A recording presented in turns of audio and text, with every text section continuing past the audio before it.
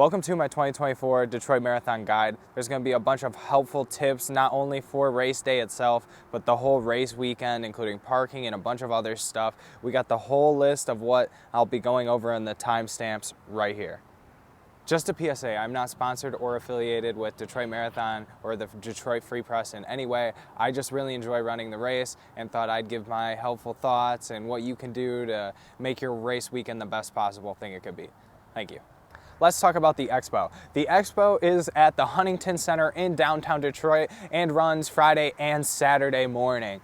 This is where you will pick up your bib, packet, and a bunch of goodies and knickknacks, everything that you could want, from race merch with running labs, or past year's merch, or even new shoes from other vendors, and a bunch of other stuff you can look at and check out. When you walk into the left, usually is the course map detailing the whole route, depending on if you're doing the half or full. You could go check it out. It has all the aid stations, water stations, gels, all that good stuff. You could check it out on the course map when you get in there. And then continuing on through is all the sponsored running shops and other events there. Last year they had Glass City, and there's a couple other running event booths that are going on that you could check out other races at. Of course, they have running labs where you could get all the race gear that you want for this year. Then in the back of the hall is where you will collect your bibs and packets. This usually goes pretty fast. I've never waited more than 5 minutes for any of them. Also, if you need to talk to Border Patrol, they are there. They can answer any questions you have, whether it be running vest related,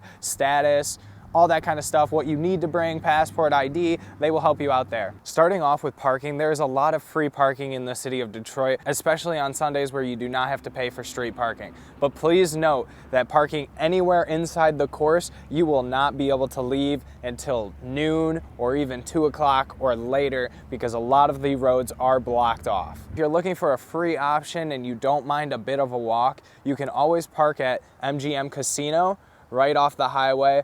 It is a nice place. It's probably about a 15-minute walk though, especially after the race. If you don't want to be doing that, there is a bunch of places on ParkWiz or Park Detroit, 2 apps right here, you can check out to park in a bunch of lots. I know I usually park on the lot on Abbott Street. I believe it was like $5, $10 if you get it early enough. If you wait till like the day or two before, it does become a lot more expensive. So just check out the race course and understand where your parking is in comparison to this course over here. Next up is gear check and bag drop.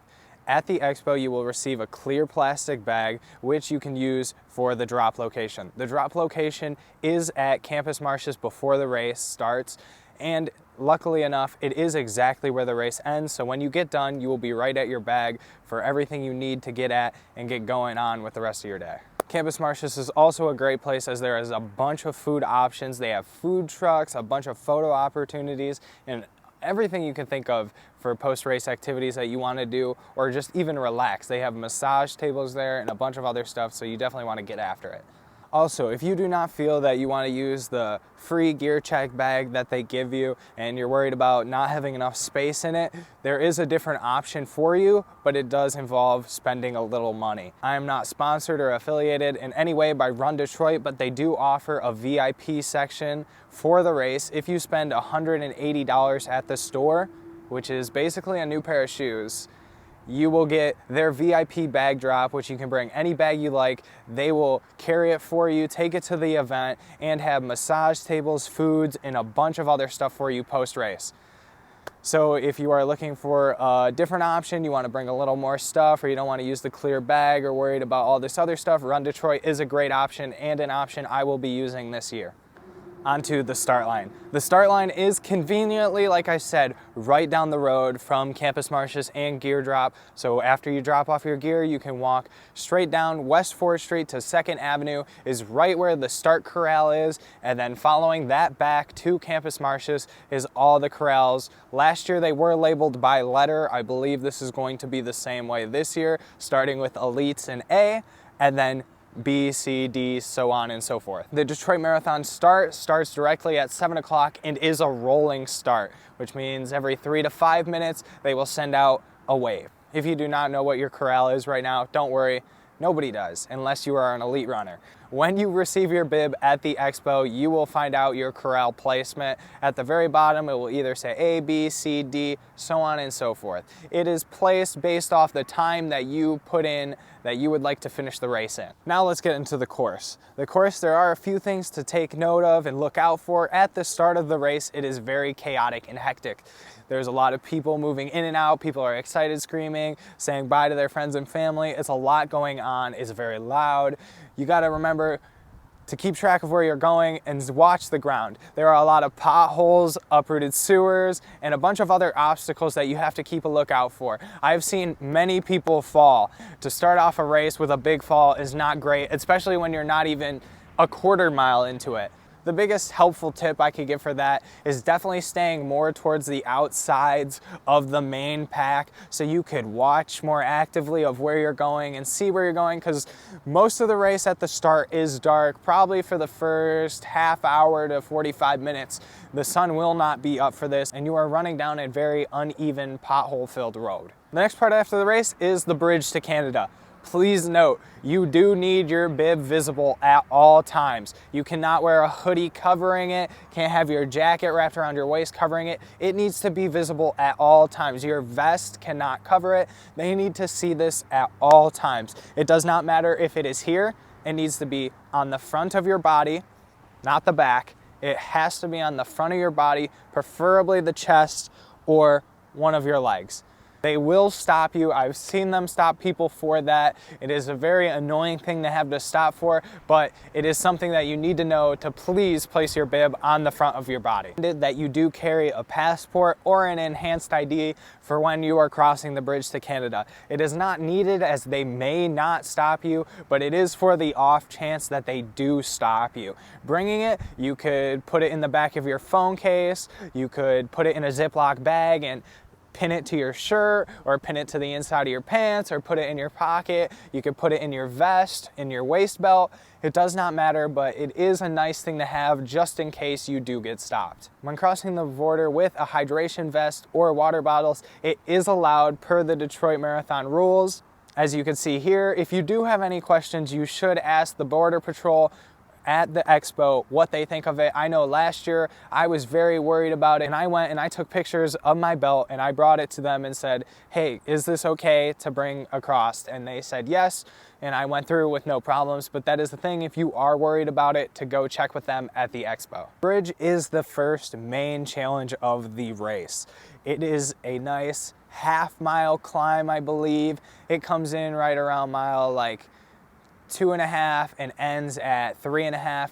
It is a very steep climb. It is a very nice climb to enjoy looking around, but if you want the most out of it, maybe slow your pace down by 30 seconds just to fully allow your body to not overstress and keep you healthy for the rest of the race. After coming down the bridge, there will be a lot of support from Canada. Canadian crowds do go crazy over there. I have had a lot of fun over there. There is a couple photo opportunities too, so always be ready for that. There are also a few hydration stations on the course in Canada, so make sure you get your water, your Gatorade, electrolytes, all that stuff while you're there, because you do not want to need them when you get to the tunnel. The tunnel is the next hard part of the race. The tunnel is a mile completely underwater. When going in the tunnel, it gets very humid there. A good trick is to kind of stay towards the left side of the tunnel, as you do get a little breeze coming through, and a lot of people do stop in the middle of the tunnel to take pictures because they have the wall that's divided in half and it shows the American side and the Canadian side. So just note that if you're running through, people will just stop randomly down there. So if you want to stay out of their way of the pictures, or if you want a picture of yourself, go for it, but just know that people will stop and take pictures. And then it will lead you on to your first cliff block station, which is right after we cross over at 75. These cliff blocks get very annoying if you throw them on the ground. Please do not throw them directly on the ground right where you are running. If you are gonna throw them on the ground, please throw them way off to the side. Preferably just throw them into the trash can. There are a bunch of trash cans over there. I know last year a bunch of people had them stuck to the bottom of their shoes and made for very uneven running. Watch out for them because they probably will be everywhere again. It was very annoying, and it is a very large cleanup task that does stink. So please just throw the cliff blocks in the trash if you are not going to take them, or just leave them, please. Thank you. Now we're getting to mile 10.5, which is where the big things happen. The half marathon and full marathon go our separate ways for the first time. Half marathoners, you will want to stay to the right, and full marathoners will go to the left. There will be a bunch of volunteers telling you which side to go on. They will be screaming the whole time, so you will know exactly where to go. There's usually giant signs telling you which way to go. All the road cones, all the little signs by the cones will tell you which way to go, but half marathon will go right. Full marathon will go left. For the fulls, we have a little bit more to go, another water station, and then we will reconnect up with the half marathon. The half marathon is almost done at this point, so enjoy your run, you're almost there. We got a little more to go, about 15 and a quarter, 15 and a half. We will then again split off from them and go our separate ways. After the split, we will have a nice goose station and then get on to the cut. The cut is an amazing place to run. It is a smooth downhill, which does become a problem eventually, but it is jam-packed with support. I know Run 313 was there last year, and they really brought the hype to get us down there and get running through it. At the end of the cut is a big incline. I say big incline because it's not really that big, but after you've ran about 16, 17 miles, an incline like this is not fun at all. It really does take the wind out of a lot of people's sails when they get to it, but I believe if you just keep your head down and keep strong and just keep going at it, you can get through it no problem. And of course, right when you get out of there, there is a bunch of support going on, and that is when we make our way to Indian Village.